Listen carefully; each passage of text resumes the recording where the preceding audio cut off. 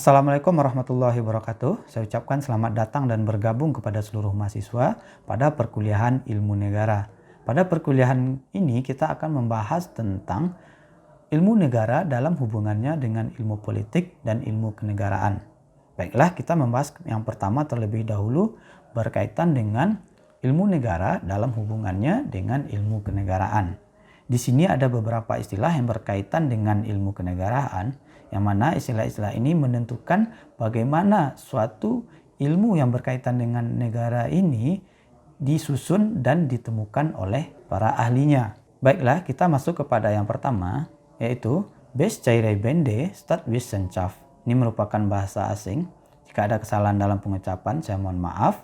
Di sini masih dalam bentuk cerita-cerita yang dicatat dalam sejarah, tapi cerita-cerita tersebut belum diketahui sebab dan musababnya. Jadi orang-orang pada masa sekarang tidak mengetahui apa sebab peristiwa atau cerita-cerita tersebut disampaikan oleh para filsuf di zamannya. Ini merupakan sifat dari ilmu kenegaraan yang sangat dasar sekali.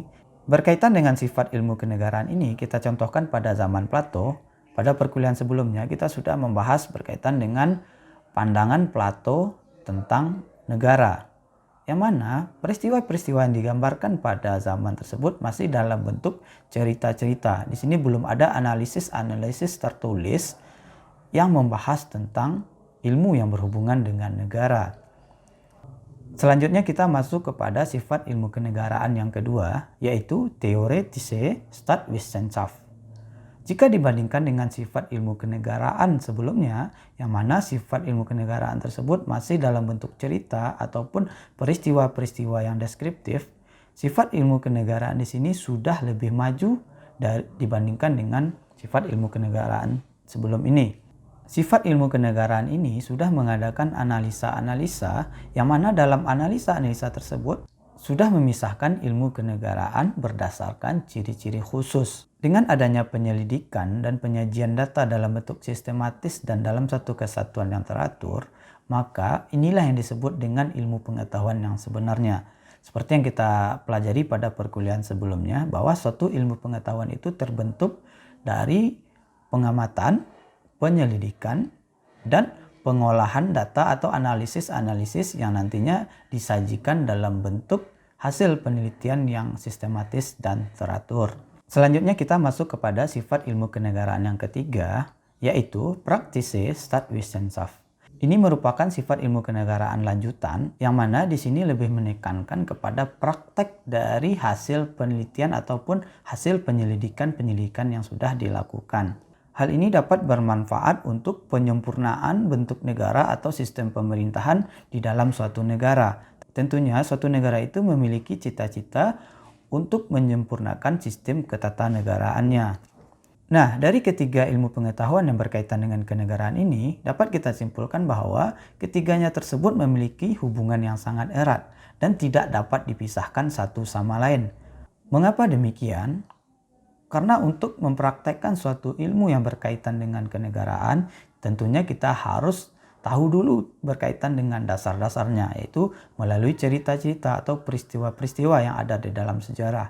Setelah itu kita melakukan penyelidikan, dan hasil penyelidikan tersebut kita tuangkan dalam bentuk suatu kesatuan yang sistematis. Setelah itu baru bisa kita praktekkan. Sehingga dalam kehidupan bernegara kita dapat mencari suatu rumusan yang ideal untuk menjalankan negara atau suatu sistem kenegaraan. Baiklah, selanjutnya kita masuk kepada perbedaan ilmu negara dan ilmu politik.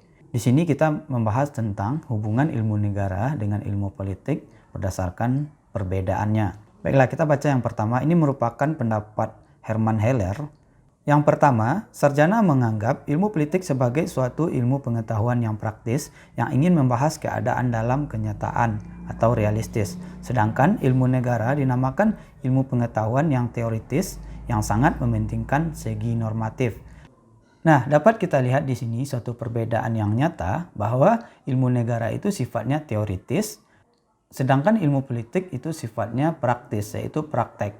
Berkaitan dengan ilmu politik dapat kita contohkan pada persidangan pembentukan suatu undang-undang. Tentunya di sana ada ilmu-ilmu tentang politik yang bisa diterapkan pada keadaan nyata sehingga pembentukan perundang-undangan itu dapat berjalan sesuai dengan keadaan ataupun kepentingan-kepentingan dari pemangku politik tersebut. Sedangkan pada ilmu negara, kita menyusun teori-teori atau norma-norma yang berkaitan negara yang nantinya akan dipraktekkan dalam kehidupan bernegara. Kita lanjut kepada yang kedua, yaitu segolongan sarjana menganggap bahwa ilmu politik mementingkan sifat-sifat dinamis dari negara, yaitu proses-proses kegiatan dan aktivitas negara. Subjek ilmu politik ialah gerakan-gerakan dan kekuatan-kekuatan di belakang evolusi yang terus-menerus. Sebaliknya, menurut para sarjana, ilmu negara lebih mementingkan segi-segi statis dari negara. Seolah-olah negara adalah beku dan membatasi diri pada penelitian lembaga negara yang resmi. Sepertinya ini sudah jelas bahwa dalam mempelajari ilmu negara ataupun dalam tata negara nantinya kita akan membahas negara itu dalam bentuk diam.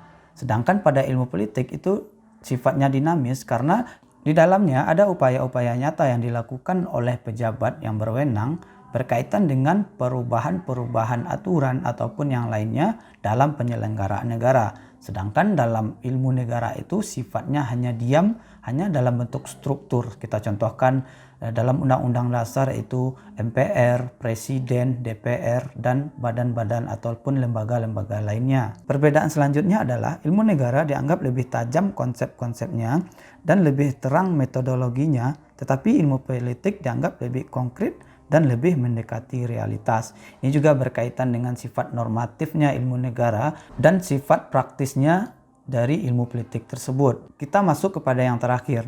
Perbedaan yang praktis ialah bahwa ilmu negara lebih mendapat perhatian dari ahli hukum. Sedangkan ahli sejarah dan ahli sosiologi lebih tertarik kepada ilmu politik.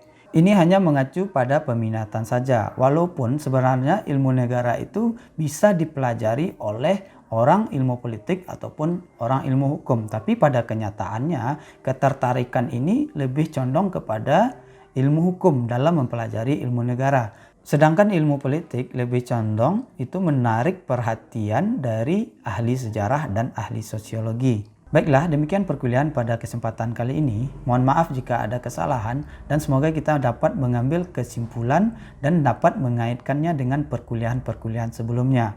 Saya ucapkan terima kasih dan mohon maaf jika ada kesalahan. Assalamualaikum warahmatullahi wabarakatuh.